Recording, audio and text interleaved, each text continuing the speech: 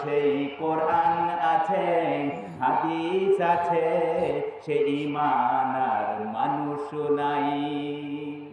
হাদিসের পাঠক আছে আগের মতো, হাদিসের পাঠক আছে আগের মতো, বুখারীর মতো সেই সাধক নেই, আজও সেই কোরআন আছে, হাদিস আছে, সেই ঈমান আর মানুষ নাই।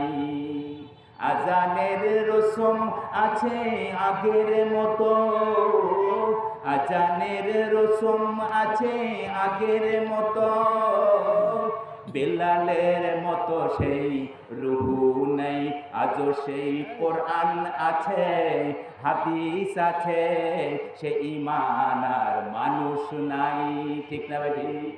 ভাইরা আমার, আমি কোরআনুল কারীম থেকে আপনাদের সামনে সূরা আনফালের 2 নম্বর আয়াত তেলাওয়াত করেছি। আল্লাহ যদি তৌফিক দেয় কিছু কথা আপনাদের শোনাতে পারবো ইনশাআল্লাহ।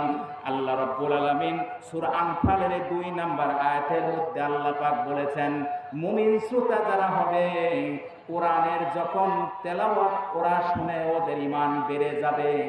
আর আল্লাহর জিকির যখন মুমিন বান্দার সামনে করা হয় ওদের অন্তরটা প্রকম্পিত হয়ে যায়। আর তাদের সামনে তেলাওয়াত শুরু হয়ে গেলে ওদের ঈমানটা বেড়ে যায়। এই সমস্ত মুমিন শ্রোতারা কাউকে ভয় করে না, কারো চোখ রাঙানিতে কোনো ভয় করে না। ওরা বিপদে হোক মুসিবতে হোক একমাত্র বিপদে পড়লে ভরসা রাখে আমার আল্লাহর উপরে।